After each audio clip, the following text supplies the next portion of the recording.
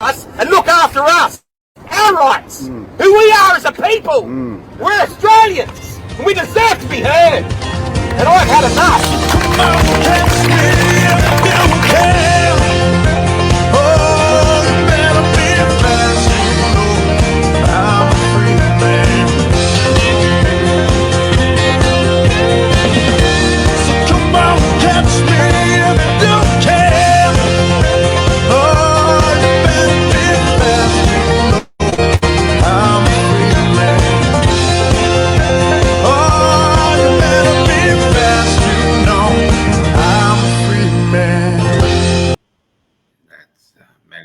One of our favourite singers. Is going to bring in the cast crew here. Suzanne Waters from the UAP in South Australia.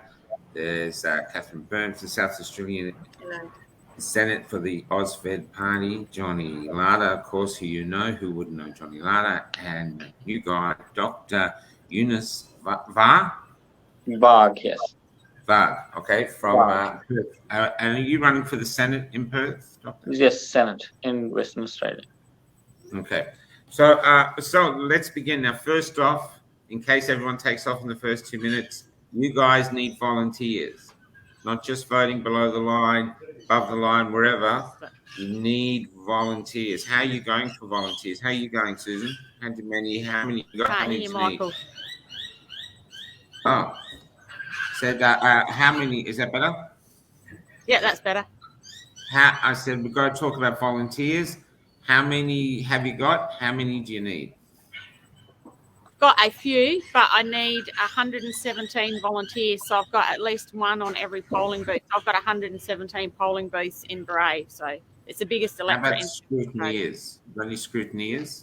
I've got a few, but if people want to preserve the integrity of the vote, put your hand up and scrutineer.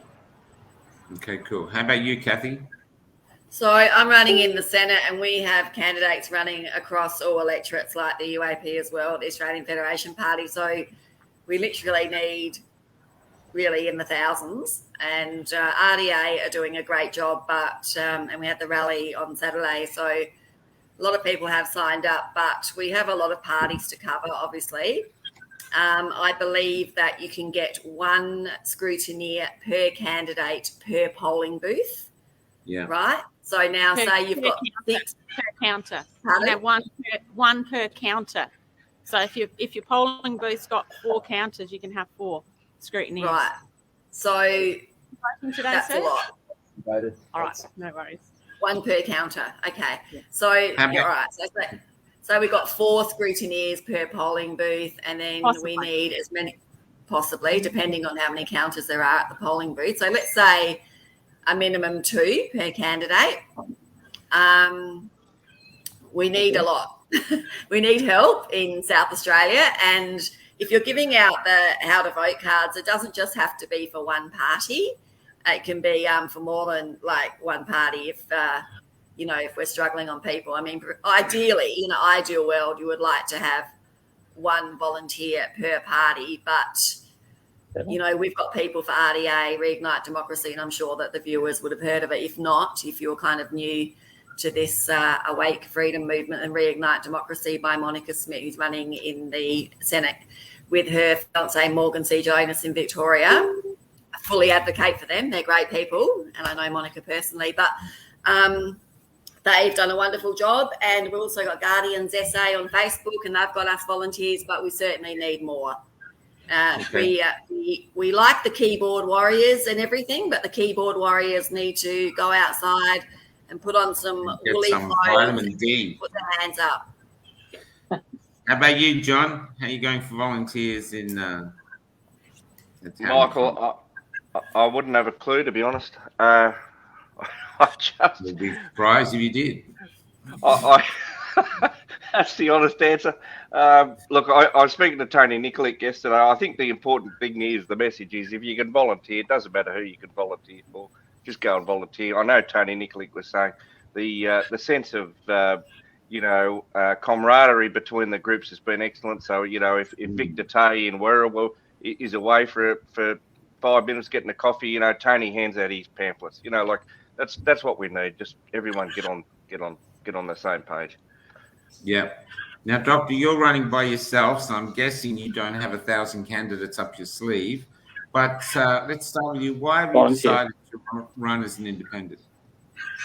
Well, I found that there's no representation from my community, and I found also that I was outraged at what was happening over the last 2.5 years. And so I entered into this area very late because it took me time to make this decision.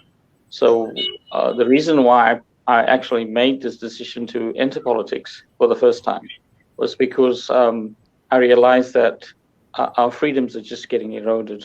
And if we don't stand up and speak out, then we leave nothing for the future generations, especially for my children and my grandchildren, and not just for my family, but for every child and the future of Australia. So I wanted to do this. Sorry to interrupt, but can I ask what community are you from? I'm from the Muslim community. Yep. And the thing is when you're saying what's coming and why you stood, what we're up against, what we're losing, would you quantify that? What do you think's happening that we're losing our freedom so quickly? Well, I mean, we've seen over the last 2.5 years the lockdowns and the infringement of the rights. I mean, the masking, the NPIs, the non-pharmaceutical interventions. I mean, these are not based on science. They're based on I don't know. I think we could call it scientism, because science always allows questions. And if you question anything, if you questioned anything to do with the vaccine or the virus or the lockdowns, you were branded immediately as a conspiracy theorist, and you were, relegated to be an outsider. Even in the community, a lot of people were, disbelieving of any questions you ask or any truth that you try to bring to the table. So I decided I need to also inform my own community, but also inform everybody else. And the only way I could do that is my feeling was that if you're not at the table, you're on the menu. So I feel that if I get into politics, I can, with my background and research ability, I could actually investigate more thoroughly and give people the facts. Can I ask what you're a doctor of? I have a doctorate in computer science, but I've also done 2 years of medical studies when I was a young man, 20 years old, in South Africa. So I've got a lot of medical expertise, if you like. Also because I did a lot of research in medical science very recently. So when we looking at research papers, we know exactly what the situation is, who it's funded by, and whether there's any conflict of interest. And in fact, we found that 1 in 4 research papers has got a conflict of interest, and it's not declared. So, these things raise questions into seeing exactly what the evidence is and whether it's actually valid or not. So there's 2 types of things that we can see. One is that the errors that they make in research or in publications is systematic, or even when people are speaking on media, whether the errors are making are systematic or symptomatic. And sometimes you get Freudian slips, which actually belie the truth. So yesterday I was talking to Lindsay from Freedom Media, and he used the word, he was referring to Freudian slip, but he mentioned fraudulent slip.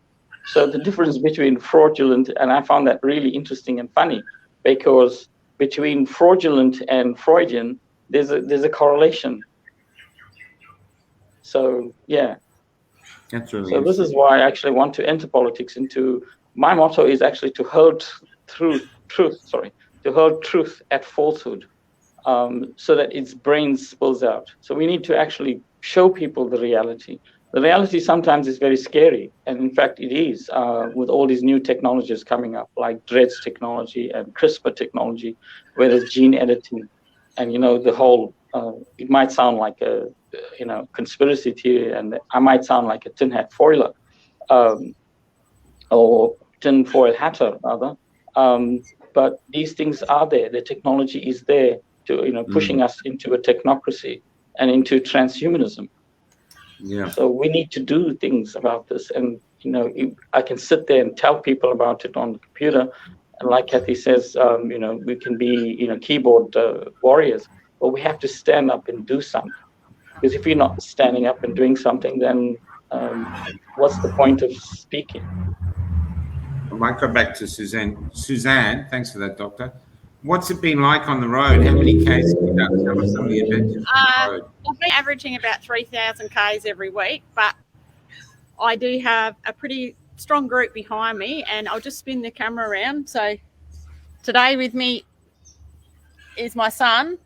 So I've got 8 children, as a lot of people know. So that's actually come in handy to help me in all the pre-polls. So my kids and my husband and I, and a few other they were all planned birds for this, huh? Yeah, that's it. So we've been meeting pre-polls all week, last week, and we'll do the same this week. My son said he'll take footy off this weekend. So he was best player last weekend, and he'll take this weekend off. So he'll tell you why he's going to do it. Well, I look at it this way. It's my life depending on it. So I guess I can take a week off footy to give up this time rather than spend the rest of my life in basically in a prison or not being able to do anything else. So, yeah. What are the people like at the pre-polls? Are they coming up? We just, and like I said, like most of us, we struggle to get any media coverage. Like a lot of people knock us and say, Clive's paying the way with your advertising. If he actually didn't pay for advertising, we would get no media coverage whatsoever. So a lot of the media outlets don't want to give us. That's what you're copying? Yeah. That's what you're copying at the pre-polls? Yeah. So, yeah. Even just lately, like our local TV will focus on the independent, who's basically a green stooge, because who's backing Climate 200's plans. They won't even talk to us. Even I was at ballot draw, and the reporter come up and only spoke to the independent and the sitting member, and I said, will you interview any of the rest of us candidates here? And he just said, I don't have time. So I said, can you get me an interview with Carl Stefanovic? Because he kind of seems to be giving a bit of coverage to some of the other people these days. Okay, wow. But yeah, we're doing the hard yards because we are so passionate and we believe exactly in what we're fighting for. I've said to people over and over again, this election, you're going to choose between freedom and communism, and that's the only choice. So make a wise choice. Cathy, how about yourself? What's it been like at the polling booths? Have you been at the polling booths? Yeah, I have, and I go to put up my one A-frame and my 3 other core flutes with Peter Harris, who was our national leader for the Australian Federation Party and the Boothby candidate, and I literally got up at 5 o'clock this morning to go down there to put down my core flutes, and literally there's no space. Every time I do this, and they said, well, you should come earlier, and I said, you know what, this is the Labor guys, if I get here at 2 o'clock in the morning, it makes no difference. There are other parties running in this. It's called democracy. I said, we're all South Australian. Can we just try and be nice to each other? Well, put it down there at the end. I said, I don't want it at the end. I have one. I have one A-frame. Look at Dr. Rachel Swift from Liberal. They have literally hundreds of A-frames. I wish I knew this. I mean, I've obviously never run for politics before. I was a nurse, as most people know, but my husband's a tradie. I could have got him knocking up A-frames, 2 months ago, but we've never run in elections before, so it's all new to us, Well, look what we got. We got an ex-paramedic, ex-nurse, ex-paramedic, and a computer rocket scientist down here. Yeah, we're critical thinkers. That's what we are. We think outside the square. Not all nurses and doctors do. Yeah, I didn't see anyone think this coming. Like me, I didn't see this coming either. So it's interesting. But what are the people like who you're meeting? Are the people know who you are? Are they coming up? They're talking to you?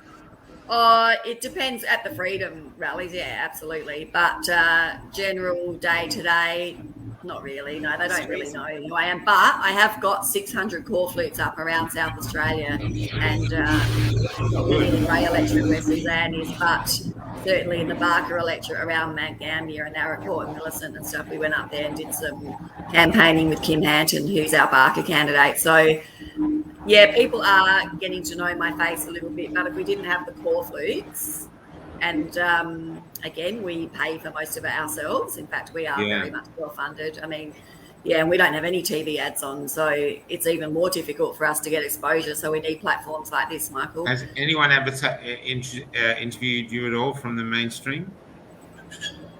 No. Mainstream, no. Wish. Might have to, I don't know, run around nude or something, or I don't know, get some attention. But that would Might get people no votes, so I'm not sure what to do. Don't do that, Cathy, unless you've got strategically placed cornflakes. We're not key. John, we're on not, your ad. We're not a key party. You know the key parties? Yeah, you've got to be in a key party. Well, we got there's we got Brussels sprout T-shirts now, Mr. Larter. So you tell Johnny, tell Mr. Woodland was in. It's going. Who's got the Brussels sprouts? They're hilarious. John, how about you? What's it going with you? Are you doing much campaigning or? Well, look, my campaigning's more online, more through attending Zooms, sort of getting the message out there about the situation we found ourselves in. I'm number 2 on the Senate ticket, so John Ruddock, who's the lead candidate for the Liberal Democrats, he's probably doing more of the traditional style campaigning, whereas I'm sort of just continuing on what I've really been doing since all this mess started. So it'd be interesting to see which one does best. You know what I mean? Even out of the 3 of you, because it could be revolutionary now. Because we're plugging Damien everywhere. You know what I mean? So it could be interesting to see. Yeah. Look, I think people, I wouldn't be too worried, guys, about whether you've got an A-frame at the, the polling booth. At the end of the day, I think people will turn up there. They will either know you or they won't. And Everything here. I don't think that's a really crucial part of it. That last 30 seconds, I think people have generally made their mind up when they turn up there. I think they will. To be for an independent, I think it's going to be a protest vote. So I think most people who are going in to put the majors last, there's nothing the majors can do to make them change the mind.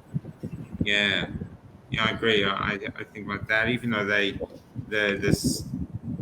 say the data doesn't show that most people, and a lot of people actually vote literally as they're going in. But I think this time's different. It's affecting all communities, making lots of people stand up, like the doctor here. Obviously you're taking a bit of time to think about standing up. But the trouble is, once you stand up, you can't sit down again, really. Yeah, absolutely. You're just up. There's a and how have you found it campaigning, Doctor? Myself? Yeah. Oh, well, I've only started, as I said. I haven't even got my pamphlets yet. I did produce some pamphlets, which I did at Officeworks. And I stood one day at one of the early polling stations, and I found it very difficult. It was an eye-opener. But subsequently, I found that particular early polling station is now inundated with like what Cathy says, all these placards, and there's no space for anybody. No. And sometimes the campaign is starting to get a bit dirty, where people, I believe, I don't know who they are, but they're breaking down some of these posters and tearing down some of these posters and breaking or kicking down some of the placards. So I'm not sure what I'm going to do. I've actually reduced my number of pamphlets that I'm producing simply because I had no volunteers at the start. And I still don't have any volunteers. I'm just going to do everything by myself with a little bit of my family, hopefully. So it is difficult, and it is an eye-opener for me. And I suppose I'll learn from this, but I'm not sure I want to do this again. I want to do it once and do it well. But because I've actually started so late, I'm really behind everybody else. But as, sorry, I can't see the name, but as someone else said on this panel, my campaign is actually mostly online. So I'm using Facebook, trying to get, everything going just online. And so broadcasting and yesterday I had an interview with Lindsay from Freedom Media, so that's taken off very well and given me a good start. I'm starting to get a little bit of hope as an independent. I've actually told my people how to vote, and my people actually sometimes, because of the culture, read from right to left. So although we actually put right on the end, as independents here in WA, I tell people, positively to look that we first from the right. So that's how it's going for me. Okay. Look, now you're on cafe lockdown, so you've got a better audience than Sunrise. Exactly, and that's thanks to my wife. I didn't even know. She said, "You need to do this." Yeah. So, well, I was to say with Suzanne, can I just ask? Sorry, Doc. Can I ask Suzanne? Introduce yourself again to anyone if anyone sees this, who you are and why you're running, and because this is going to make. Okay, so for 15 years I wore this hat. And on call, I was actually a first responder on call 24/7. So even though I worked my shifts, I was still on call when I was off duty. So I've done that for 15 years, served up through the remote community, served in Port Augusta, my home station. That kind of helps here because I just say to people, here's how to vote for me. I'm an AMBO here. And they go, oh, okay. But I decided, well, on the 31st of October last year, unless I could show proof of vaccination, I was not allowed to set foot on any SA ambulance premises nor carry out my duties in a healthcare setting. So I used to also train people as well. So I was no longer allowed to train anybody or even go on station to train students. So now, oh dear. And you rehearsed that so well. I have. So I wear this hat because now I need to fight for more than just people's lives. I'm going to fight for their future, for their families, and for their freedom. And like I said before, this election is going to be the most important election in the history of Australia. And we only get one choice. And I was talking to a friend the other day. I drove 500 Ks to Ceduna to hold a meeting after I finished pre-poll here. And he's from Russia. And he will tell you, they were a very wealthy family in Russia, and his grandfather and father were put in the gulag because they continued to raise taxes and put in all these other fees. He said, my dad clawed his way out of the gulag, but my grandfather died there. He said, I've seen this coming and I am trying to warn people. I said to him, do you believe this election comes down to communism and freedom? He said, yes, it is, and I'm choosing freedom, and this is our last chance. And that's why I'm so passionate to tell everyone, this is your last chance. You don't get another chance after this election. They're not going to let us have another chance. So like my son said before, he knows, he said, I hand out how to vote like my life depends on it. He said, because I pretty much know it does. And that's what this election's come down to. And I wish those people out there that have stood at the rallies, I've been at the rallies in Adelaide. I've seen people, 1 million people stand outside Parliament House in Victoria. If those 1 million people got behind the freedom fighters, we would be unstoppable. So That's stand behind these guys. People are putting up everything. We do. Yeah, and a lot of people are concerned. They're saying, I don't want to do it at my own polling booth. I've got friends and neighbours who are going to travel nearly 300 kilometres to man polling booths in the pre-polls in the bigger towns. Well, that's a great idea. Yeah, go to another polling booth. Do your electorate, go to another electorate. It's a great idea. Yeah, absolutely. I think that's a fantastic idea. Cathy, for those who haven't met you, give them some of your history, Yeah, so I'm a former health professional like Suzanne. I was a general registered nurse for the good part of 26 years while raising my 2 daughters as a single parent. And then later on, when I was 42, I went and did my postgrad mental health nursing at Flinders University, and took me a couple of years to do that. And I finally got my dream job working in mental health, acute adult care mental health at Flinders. And the mandates came along and I lost my job on November the 1st, 2021. And I'm sure people know that I organised that rally that went viral, that clip. We've got 500 nurses come along in about 10 days. We organised it, and I've done a lot of interviews since, and podcasts, etc. I am a real true human rights activist, and I didn't ever think for a second I would get into politics.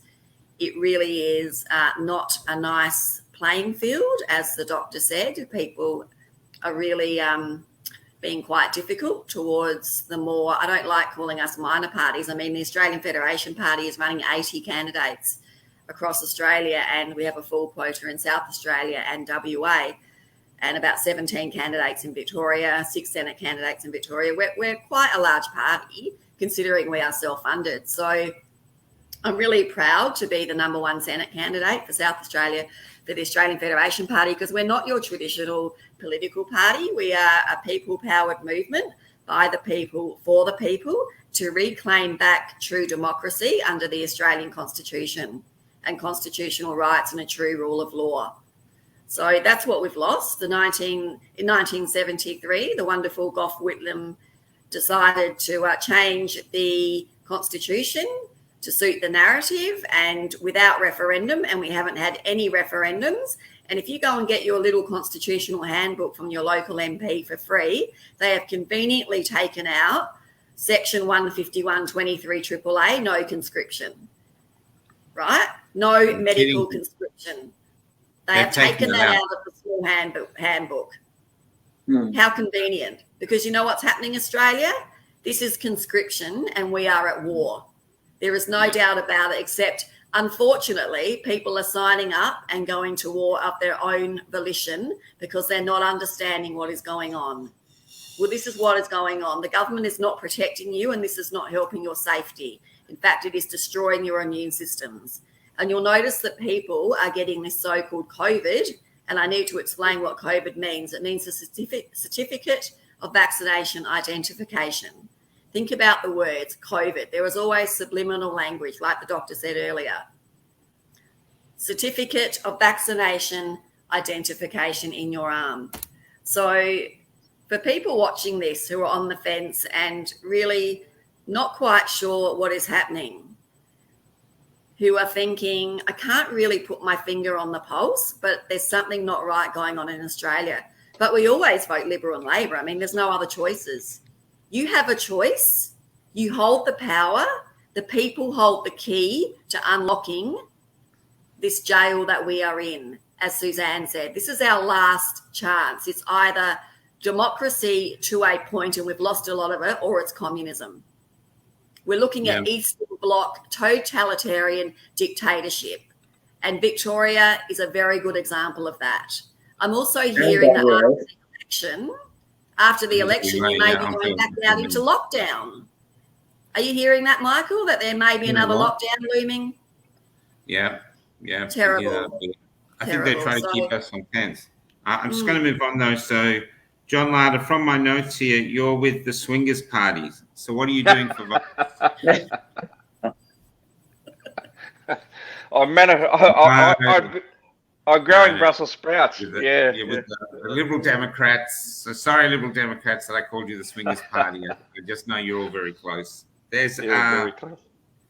But what are the stories that you're still getting in, John? Because I know a lot of people are trying to move on as though everything's back to normal, but my inbox is full of carnage of people who are just absolutely struggling.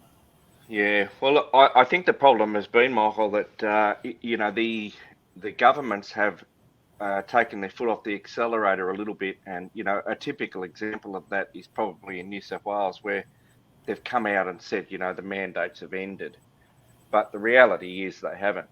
They've essentially just mustered the captains of industries behind the scenes, the people like Paul Broad, Snowy Hydro, the Woolworths people. I mean, even the Catholic Archdiocese in Wagga, for instance, they're all mandating in their policies. So even though it might not be legislated, so essentially it's an employment contract requirement to be double jab. So there is no let up on any of this. It's just the goalposts are just moving. That's all. And I think people just need to be pretty aware of that. I mean, the reality is people are becoming more and more injured. There's more and more deaths. There's so many young people dying, and there was a 13-year-old died yesterday on a soccer pitch, I think, in the UK, cardiac arrest. Now, I know these things happened before. I mean, it wasn't unusual for somebody. Well, I won't say unusual, but I mean it was rare, but they did happen. I mean, it's not out of the realm of possibility for a 13-year-old to have a cardiac arrest with an arrhythmia, but they're certainly not like we're seeing now. People aren't just dying overnight for no reason. So yeah, it's bizarre. And I think people just need to really start calling this out a bit more, because there's a lot of people who I think are becoming very self-aware, but they're still not willing to call it out. I think they're still hopeful that the government's not telling them lies, and we know that the government is. And I think the problem is, once you've had this vaccine, I mean, I think it's very easy to shut everything else out, because you for want of a better word, are able to sort of continue on with your life, and you shut everything out, and you don't want to know that people are getting sick. No, they don't. I think. Just to comment on there, though, Doctor, that I'm now in Darwin, so we've been on the road, I think it's 65 days. The division is across the country. It's a clear division. Those who can see the emperor is naked, those who don't want to see. Either they don't think he is, or they do, and they don't know what to do about it. But the division is everywhere. I think there is hope, though. I say this a lot, in the government is mistaking compliance for enthusiastic support of their policies, and I don't think that's the case at all. I think people are just... Yes, and it's forced compliance too. That's right. So they're not really that. They just don't know what to do at the moment. So, I interviewed an East German yesterday, and she told me a beautiful story about the Berlin Wall that I didn't know how it fell.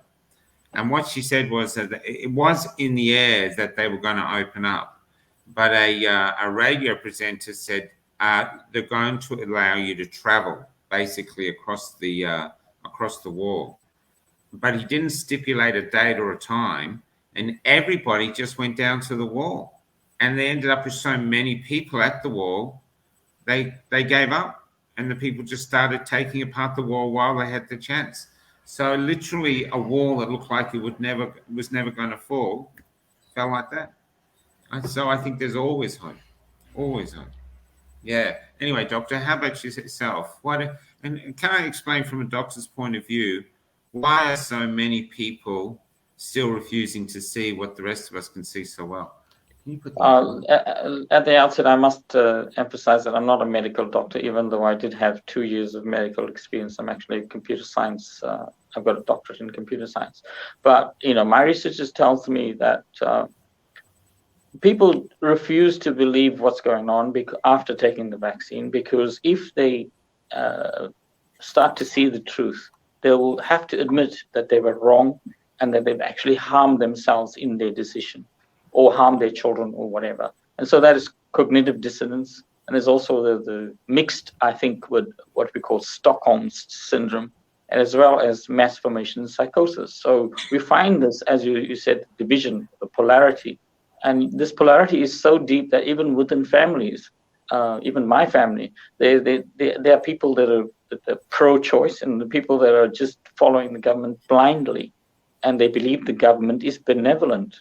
I mean, in my experience of my life, I found that governments are mostly non-benevolent. They actually do more harm than good. And for me, that was the big decision, to actually come into an area where I'm possibly involved in government, but I'm trying to change something.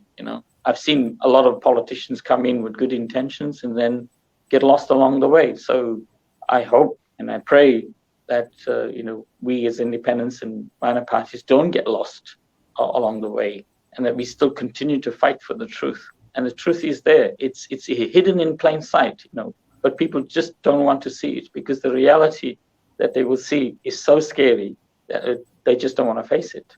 So it's like horse with blinders. They just don't want to see what's there. Yeah, go, Cathy. So Treasure Cat just put up on our chat here that if you vote, you are consenting to a corporation. We understand that we have no legitimate government. We are well aware. We are well aware that Australia is a corporation, a US corporation, and we have an ABN for every state. The only way that we can infiltrate what they are doing, as they have infiltrated our lives, is by getting good people in and to start dismantling the corporation. To not vote means that one of us on this forum, and there are many of us across Australia, are not going to get in to start dismantling the corruption. I agree. Please vote. I have people who have seen my core flutes and who have recognised me, and they are from the freedom community, and they said, I am not voting this year until I saw your picture there, Cathy, because I know you are true to your word. Please give us a chance. Please. We don't want to be doing this. We don't want to vote ourselves. We don't want to be running. I would rather be a mental health RN. I have lost my career. I've got 2 university degrees. I'm not having fun campaigning. It's bloody hard work and it's cost a lot of money. Give us a chance. Please vote. Please vote for freedom candidates. You can vote 6 above the line in the Senate. If you can't be bothered voting 12 under the line in the Senate, we would prefer that you voted 12 under the line, because you can run your vote out and it gives more freedom candidates a chance to get in. And you don't even have to vote Liberal and Labor. You've got choices. They don't even need to go on your Senate ballot paper. As for the lower house, I'm not so sure. But, you know, put them last. Our advice, Michael Darby in WA is a very big supporter of the Australian Federation Party, and he actually ran against Gough Whitlam. This man is 76, 77 years old, and he's been helping us campaign from WA. And his advice is put the Greens last, Labor above that, and Liberal above that, which will help with preferential votes for the freedom candidates. Please just vote this year. If you never do it again, I can't stress it enough. Because the common law people are telling people not to vote. But I'm with you, Cathy. I'm telling no, vote. Just vote. Please. Just do it. It's absolutely pointless if you don't. Imperative to help us get in. Voiceless if you don't. And we desperately need, in the Senate at least, if we could get 2020 in, it would imagine be the power, the balance of power. They won't get any of these crap bills through. No. We are holding our vote. We are not accepting these conditions. We are legislating by the people for the people. Yeah. If you can't see how authentic you are, put on your glasses, take off your rose-coloured glasses, and really listen and look at your candidates. Please. You go, Suzanne. Okay, so I think I'm the only one here running for the House of Reps, and you do have to put a number in every one. So people are saying to us, oh, you're preferencing this one above that one. So I've actually got the 2 independents down the bottom on my card because they've openly seemed to have backed the Green movement. So I think the Greens and Labor are probably the worst mob we could ever get in. But at the end of the day, you make your own choices, but you must fill out every square on House of Reps or you have an invalid vote. So don't do a protest vote. Okay, so with the lower house, mark every box or it's invalid. So that's mine there. So you need to mark every single one of those boxes. In order, or it's an invalid vote. So you choose. And I just say to people, just put one next to my name. I'll be happy with that, but make sure you put 2, 3, 4, 5, up to 9 next to someone else's name, because otherwise you have an invalid vote and you might as well not even vote at all. So another reason to think of these people is they're out there on their own volition, getting out there, doing the hard yards. I mean, I've met candidates in WA who are driving all of WA. WA is massive. And they're turning up at towns, doing a speech, picking up like rock stars, going to the next town, doing that one, followed by the ones coming through. These people are doing this. They're doing the hard yards, and any volunteer who works for them is volunteering. The Labor Liberal will hand out cards. They're getting $20 an hour each. So this is what you're up against. But this thing, it's these people are doing it out of passion. And look at them. They've all stood up, all from these different fields. And I'm meeting them across. Business workers, or business owners, other nurses, train drivers, like interstate train drivers. All these people are standing up because they think the country's going in the wrong direction. So why not give them a voice? And a perfect example is, I'll show you this. This is why you need senators, our senators, people willing to speak and are free to speak because they don't have a party behind them muzzling them in the Senate. Right. Now, we eat Tim Tams on the road. There's 3 of us in this tour, and we eat Tim Tams every night. And we usually get 3 each. The other night we opened a packet of Tim Tams, it was only 8. So we had a big punch on for the last one. But the thing was, we need people. This goes by, no one says anything. Mainstream media doesn't go, hey, they're missing a Tim Tam. Politicians don't get up in the House and go, we've removed a Tim Tam. It's just removed. That's what's happening to your freedoms. No one says anything. Politicians, no one. You're one less Tim Tam. What we need is someone in the upper house or a load of people like a choir going, hey, where's our friggin' Tim Tam? I honestly believe it's that simple. That's what we need. We need independence in the thing to hold these people to account and put the brakes on where we're going. Because we are, they used to say we are standing on a slippery slope. We are surfing down a slippery slope into tyranny.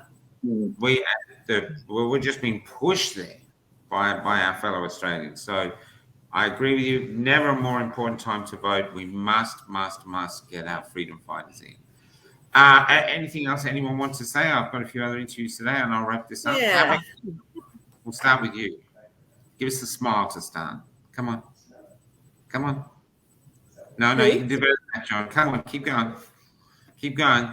The right cheek as well, mate. There we go. Okay. There's his electoral photo. So who are we talking about? I'll go around. I'll end on Suzanne. Anything you want to say to finish up? Don't say get the jab. Anything else?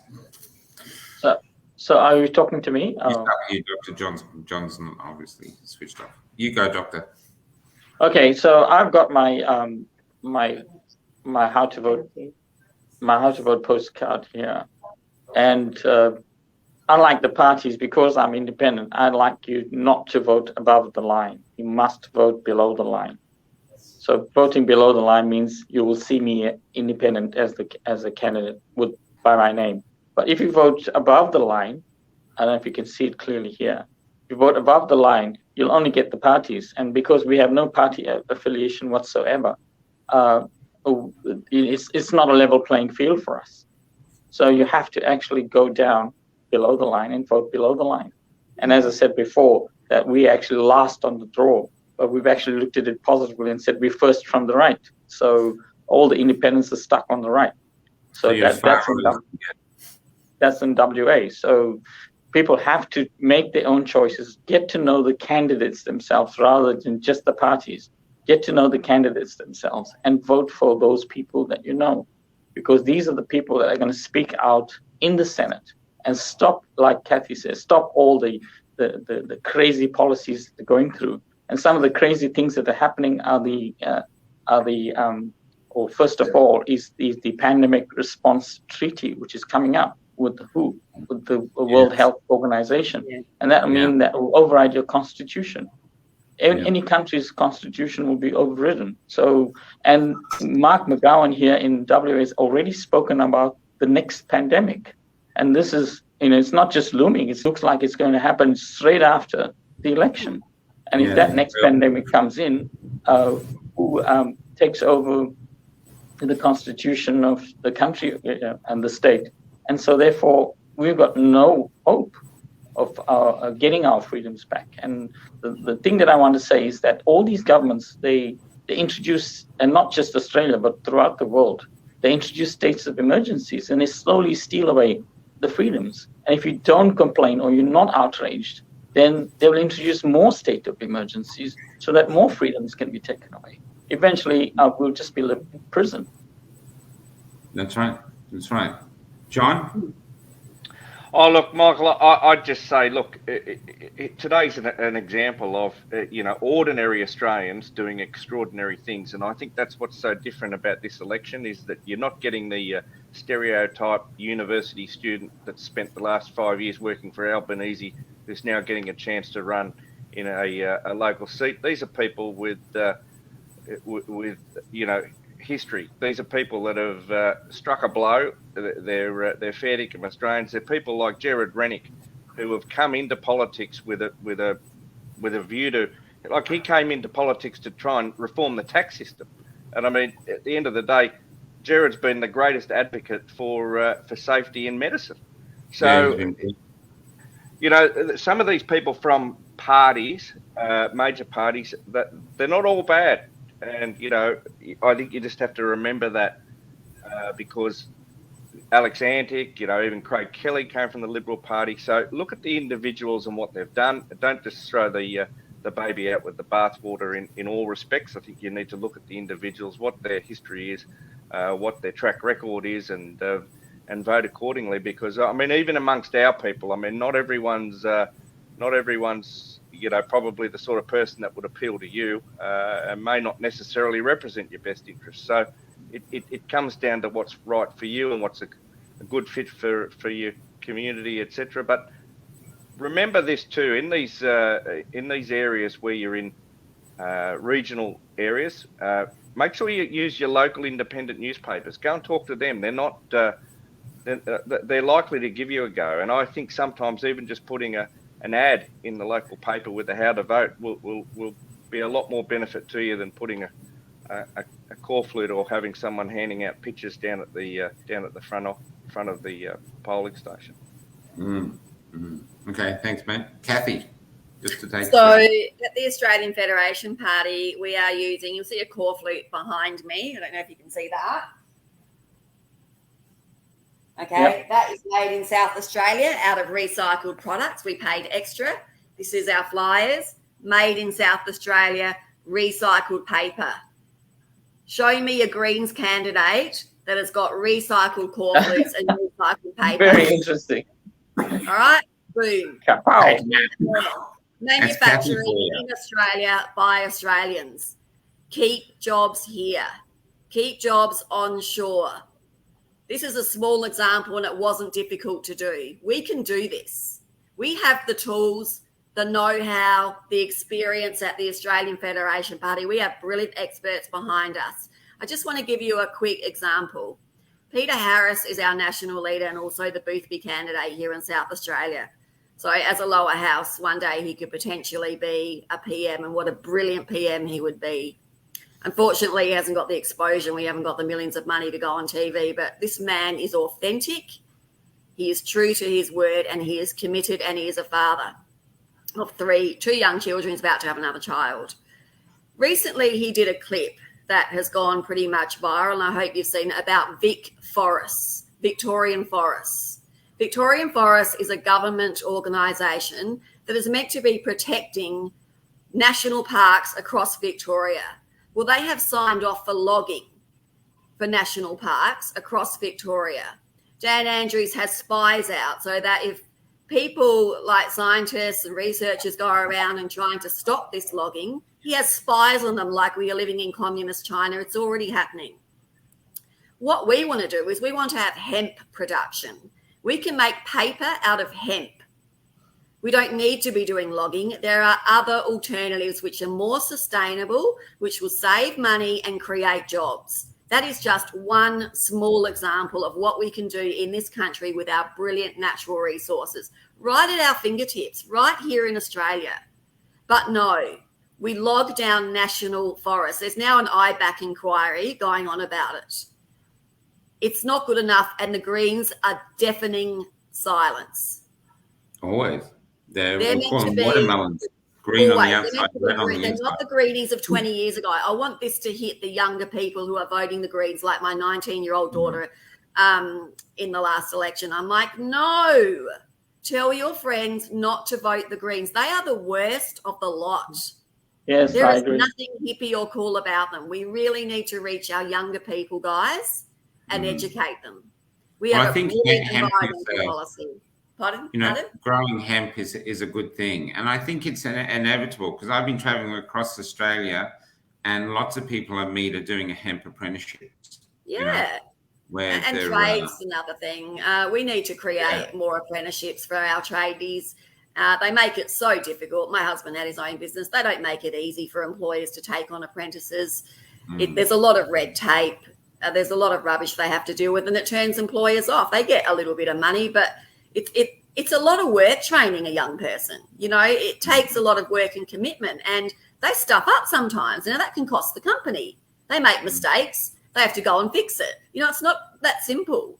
So we need to make it more attractive for our tradies who've got businesses to take on apprentices rather than bringing in skilled migrants. And there's nothing wrong with bringing in immigrants, such as the wonderful doctor here. I'm sure you're not originally from Australia, but, you know, let's have some skill here in our own country. And don't tell me the unemployment rate is around 4%, because I'm not having a bar of it. That's such bullshit. There's work at least 7%. everywhere. At least 7%.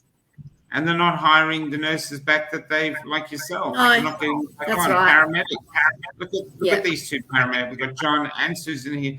They're teaching lifesavers to, you know, it's insane. And they have experience, and they have knowledge, and they have wisdom, and they could pass that on.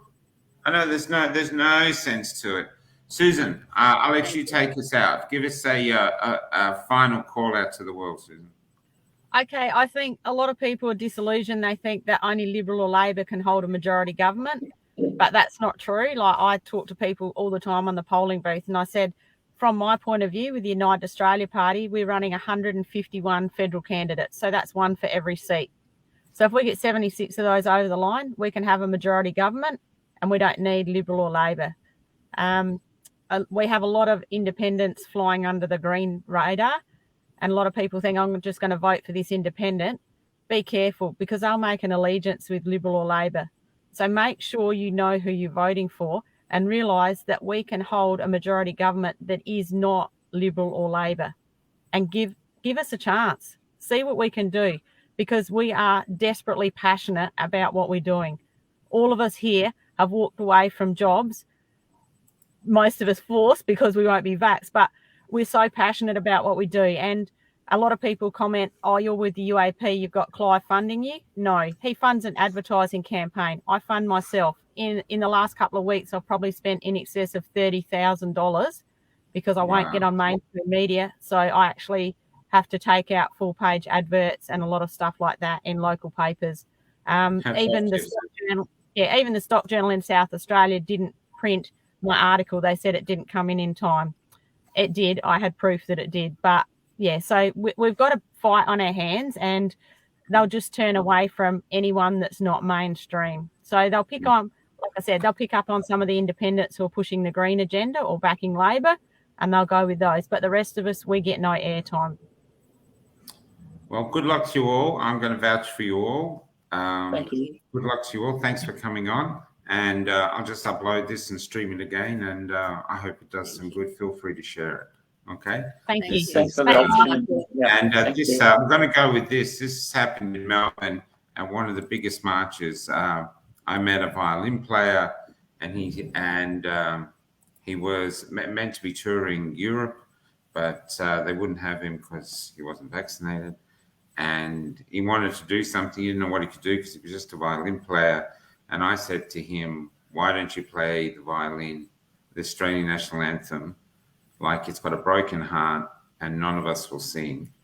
And we just thought we'd do it. It wasn't planned. And we made for this extraordinary moment that still resonates. And what we say for the protest is, we won't sing the anthem until it's true. And at the moment, it's still not true. So that's what we're fighting for. Anyway, take care, guys. Thank you. See ya. Thanks. Thank you. See ya. Mark in. Everybody listen to the power of music. Silence. Go. I want to talk.